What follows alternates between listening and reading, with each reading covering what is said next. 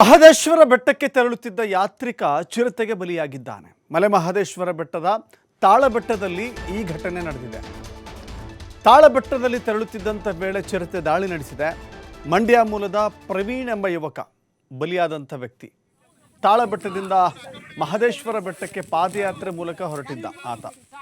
ಭಕ್ತನ ಮೇಲೆ ಚಿರತೆ ದಾಳಿ ನಡೆಸಿದೆ. ಒಟ್ಟು 5 ಸ್ನೇಹಿತರು ಪಾದಯಾತ್ರೆ ತೆರಳುತ್ತಿದ್ದ ವೇಳೆ ಈ ಘಟನೆ ಸಂಭವಿಸಿದೆ. ಚಿರತೆ ದಾಳಿ ಮಾಡ್ತಾ ಇದ್ದಂತೆ ಪ್ರವೀಣ್ ಮತ್ತು ಸ್ನೇಹಿತರು ಓಡಿ ಹೋಗಿದ್ದಾರೆ. ಆ ಸಂದರ್ಭದಲ್ಲಿ ಪ್ರವೀಣ್ ಮಾತ್ರ ಚಿರತೆ ದಾಳಿಗೆ ಬಲಿಯಾಗಿದ್ದಾನೆ. ತಾಳಬೆಟ್ಟದ ಕಂದಕದಲ್ಲಿ ಯಾತ್ರಿಕ ಪ್ರವೀಣ್ ಶವ ಪತ್ತೆಯಾಗಿದೆ. ಪ್ರವೀಣ್ನನ್ನ ಕೊಂದು ರಕ್ತ ಹೀರಿದೆ ಆ ನರಭಕ್ಷಕ ಚಿರತೆ. ಪ್ರವೀಣ್ ಕತ್ತು, ತಲೆ, ಎದೆ ಭಾಗಕ್ಕೆ ಗಂಭೀರವಾಗಿ ಗಾಯಗಳಾಗಿದ್ದಾವೆ.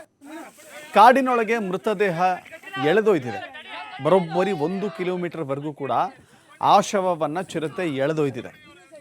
ಪ್ರವೀಣ್ ಮೃತದೇಹ ರಸ್ತೆಗೆ ತರಲು ಅರಣ್ಯ ಇಲಾಖೆಯ ಸಿಬ್ಬಂದಿ ಹರಸಾಹಸ ಪಟ್ಟಿದ್ದಾರೆ.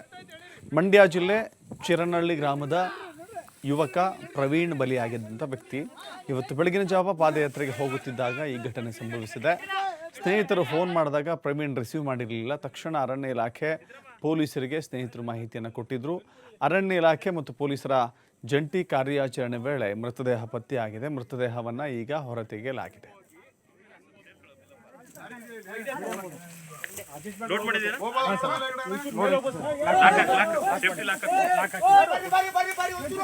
ಓ ಕೆಡ್ತು ಕತೆ.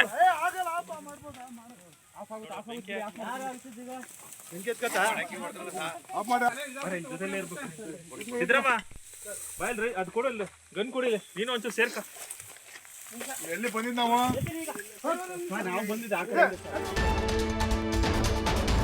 ತಾಳಬೆಟ್ಟದಲ್ಲಿ ಚಿರತೆ ದಾಳಿಗೆ ಭಕ್ತ ಬಲಿ ಪ್ರಕರಣಕ್ಕೆ ಸಂಬಂಧಪಟ್ಟಂತೆ ಮಹದೇಶ್ವರ ಬೆಟ್ಟದ ಬಳಿ ಸದ್ಯ ಚಿರತೆ ದಾಳಿ ಬಗ್ಗೆ ಪರಿಶೀಲನೆ ನಡೆಸಲಾಗ್ತಾ ಇದೆ.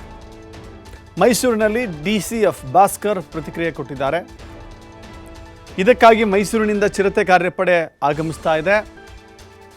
ಮುಂದೆ ಇಂತಹ ಘಟನೆ ಆಗದಂತೆ ಎಚ್ಚರಿಕೆ ವಹಿಸ್ತೇವೆ. ಚಿರತೆ ದಾಳಿಗೆ ಮಾದಪ್ಪನ ಭಕ್ತ ಬಲಿಯಾಗಿದ್ದಾನೆ. ಮುಂದೆ ಈ ರೀತಿ ನಡೆಯದಂತೆ ನಾವು ಕ್ರಮವನ್ನು ಕೈಗೊಳ್ತೇವೆ ಅಂತ ಹೇಳಿ ಅಲ್ಲಿನ DCF ಭಾಸ್ಕರ್ ಹೇಳಿದ್ದಾರೆ.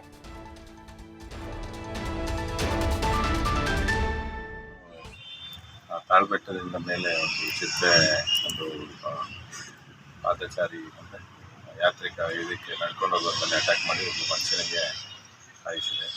ಸೊ ಆ ಘಟನೆ ಆಗಿದೆ. ಚಿರತೆ ಏನು ಅಂದರೆ ಇದು ಅಭಯಾರಣ್ಯ, ಅಲ್ಲಿ ವನ್ಯಪ್ರಾಣಿಗಳು ಸಹಜವಾಗಿ ಇರ್ತವೆ. ಬಟ್ ಮನುಷ್ಯ ಮೇಲೆ ಅಟ್ಯಾಕ್ ಮಾಡಿದ್ದು ಈ ಥರ ಪ್ರಕರಣಗಳು ಈ ಭಾಗದಲ್ಲಿ ಇರಲಿಲ್ಲ.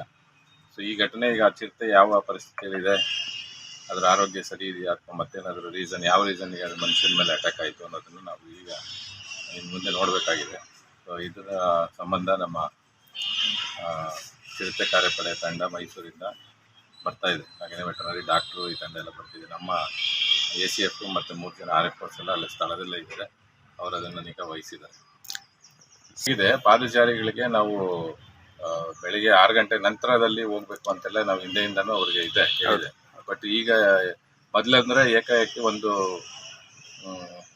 ಏನು ಶಿವರಾತ್ರಿ ಅಥವಾ ನಿಮ್ಮ ದೀಪಾವಳಿ ಸಂದರ್ಭದಲ್ಲಿ ಅಷ್ಟೇ ಹೋಗ್ತಿದ್ವು. ಈಗ ಪ್ರತಿನಿತ್ಯ ಒಂದು ಪಾದಯಾತ್ರೆ ಹೋಗೋದನ್ನು ಒಂದು ಜನ ಮಾಡ್ಕೊಂಡಿದ್ದಾರೆ ಅಭ್ಯಾಸ. ಹಿಂಗಾಗಿ ಪ್ರತಿನಿತ್ಯ ಅಲ್ಲಿಗೆ ಅಭಯಾರಣ್ಯದಲ್ಲಿ ಹೋದಾಗ ಅವರು ನಿಯಮಗಳನ್ನು ಪಾಲಿಸಬೇಕಾಗುತ್ತೆ.